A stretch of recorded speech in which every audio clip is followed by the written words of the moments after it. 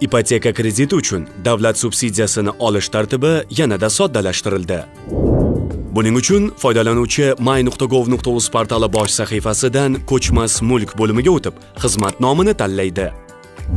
Keyin ariza kim tomonidan yo'llanayotganini, shuningdek, subsidiya uy-joy uchun olinyaptimi yoki qurilish rekonstruksiya uchunmi ko'rsatadi. Endigi qadamda shaxsga doir ma'lumotlar avtomat shakllangan bo'ladi. Murojaatchi faqat manzil ma'lumotlarini hamda oilaviy ahvoliga aniqlik kiritadi. Quyidagi bo'sh kataklarga ishchi holatidagi telefon raqami va pochta manzili yoziladi. Bu komissiya a'zolarining qayta aloqaga chiqishlari uchun kerak bo'ladi. Navbatdagi jarayonda oila a'zolaridan biriga tegishli ma'lumotlarni biriktirish lozim. Buning uchun qo'shish tugmasi bosiladi. So'ngra biriktirilayotgan shaxs ma'lumotlari qayd etiladi va to'ldirish tugmasi bosiladi. So'ngra oila a'zosining murojaatchiga kim ekanligi ko'rsatiladi.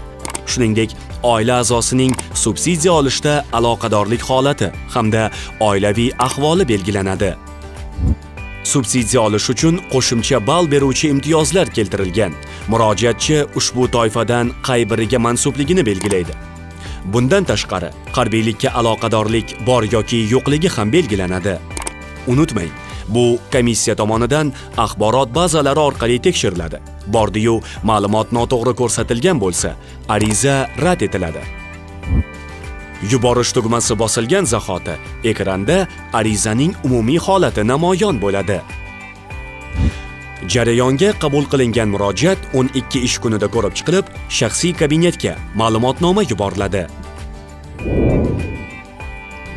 my.gov.uz har qachongidan ham oson, tez va qulay.